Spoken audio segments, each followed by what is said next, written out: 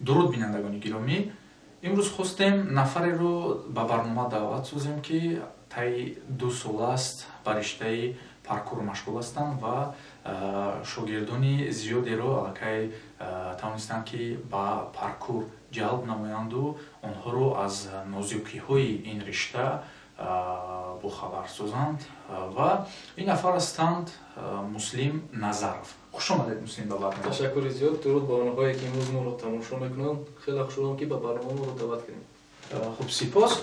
Муслим, сараввал мехоҳам, ки атрофи паркур каме суҳбат дошта бошем, чун бинандагони мо мумкин аст, ки оиди ин ришта надонанд ва бохабарам набошанд.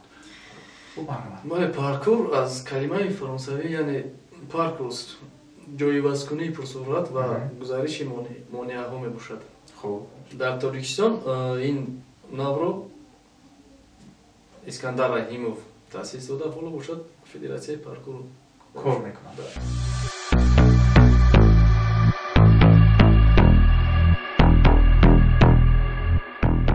барои баъзеҳо паркур на ин ки шуғли писандида, балки як қисми ҳаёти онҳост.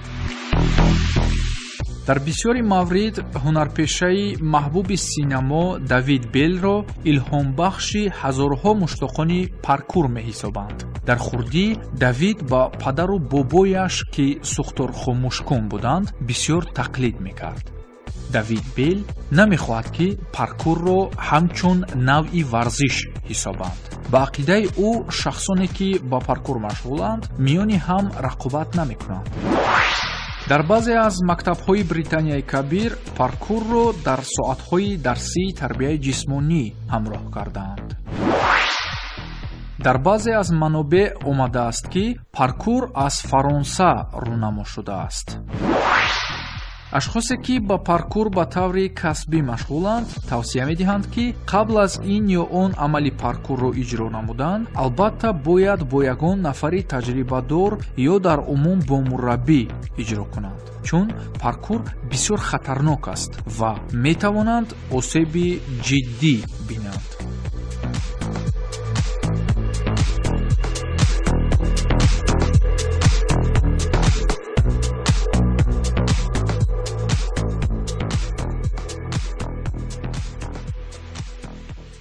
шуморо ангеза бахшиду, аз чӣ илҳом гирифтед то рӯй биёред ба риштаи паркур?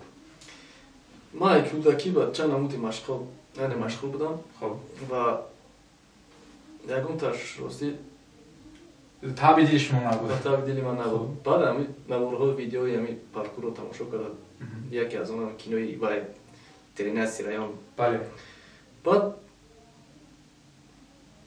машқа сар кардем. чуне ки аллакай дар наворҳо бинандагони мо диданд, паркур бисёр риштаи гӯем ки зебо аст, бо ҳамон ҳаракатҳо, бо ҳамон ба хали гӯем сальтое, ки шумо манзури бинандагон мегардонед. дар он варзиши зебо асту, хуб то ҷое хавфам бисёр аст дар ин варзиш, осебҳо зиёд аст. замоне ки шурӯъ кардед, тарс, воҳимаи ҳамон осебҳо набуд дар шумо?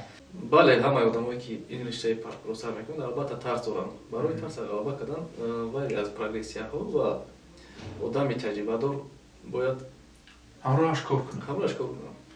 хуб, мураббии шумо мураббии Искандар буд? бале, вақте ман машқ сар кардам, акаи Искандар моро дарс медоданд. хуб, медонед Муслим, ҳамин риштаи кӯчагӣ аст, аз кӯча баромад, бале? хуб, шумо низ мутмаинам, ки аз кӯча сар кардед? аввалин боро давраи хурдсолӣ мепаридем ҳар ҷоида. салто мекардед? ҳамин ҷои алаф, рег, қум, ҳамин ҷода мепаридем. баъд хуб, аз вақте федератсия таъсис дода шуд, аллакай шумо дар Толур машқро оғоз кардед ё ин ки дар ҳамон кӯчаҳо ҳоло машғули? вақте устодои мо машқ мекарданд, ба ё дар кӯчаҳо машқ мекарданд. баъд оҳиста оҳиста зали хичона кушоданд,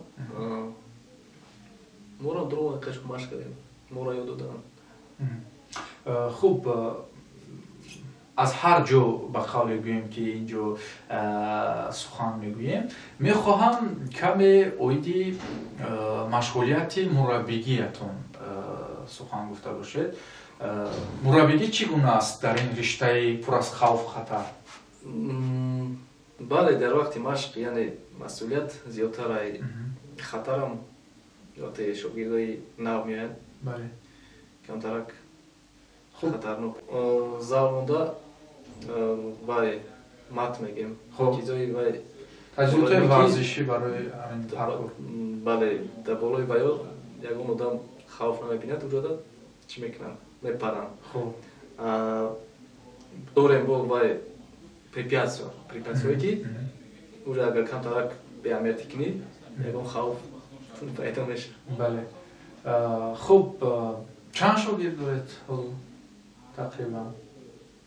ҳоло 10-12 нафар. хуб ба ин ришта бачаҳо духтаро ҳам машғул ҳастанд ҳамчунин? хуб аз кадом сол шумо метавонед ки мисол шогирдро тарбия кунед? чанд сола бошад бояд? дар ин ришта акас синни сол ба фикрам уқа муҳим нест. ҳамаи кӯдаки ҳамин синфи 3-4 ё 2 рагардон шид метавонад нафароне ки роҳгардон шуданд метавонанд ки ба паркур рӯ бибаранд.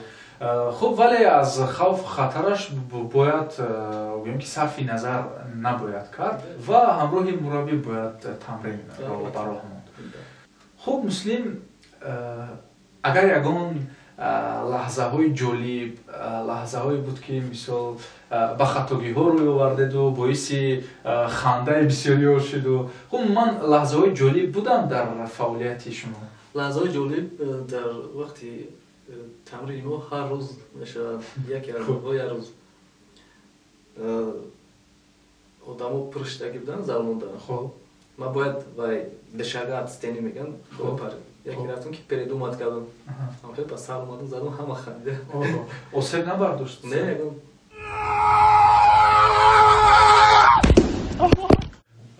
хуб паркур бисёр риштаи ҷароҳатталаб аст.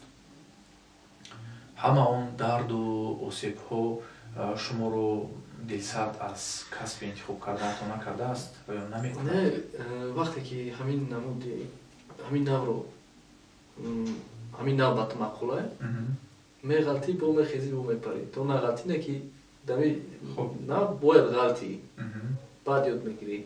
агар як бор ғалтӣ ду бор ғалтӣ ки дигар дил шикаста бошад то дарш ёд намегирӣ. хуб чун шиноварӣ аст, шиноварӣ низ агар то як бор зери ёд намонӣ фикр мекунам ки ёд намегирӣ. хуб ҳар кор ҳамин хел аст, пастию баландӣ дорад.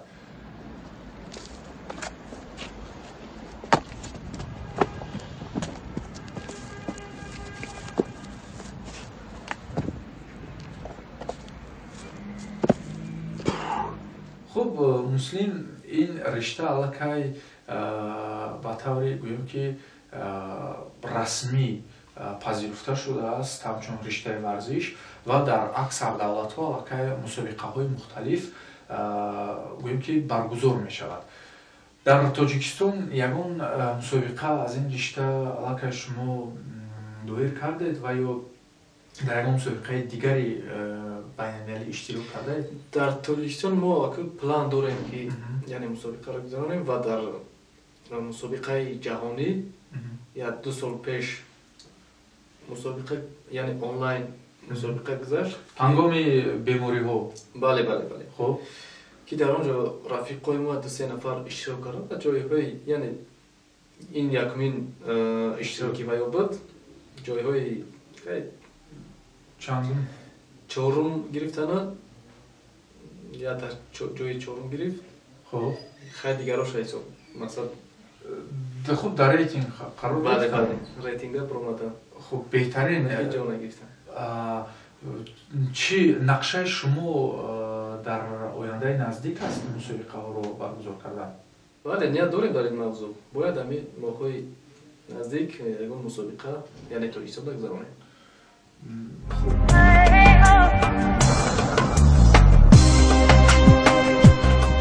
хуб муслим баҳри пешрафти кори худ ва баҳри рушду равнақ ёфтани паркур дар кишвар чӣ корҳоро ба анҷом расонидеду боз чӣ нақшаву мақсадҳо шуморо дар пеш аст?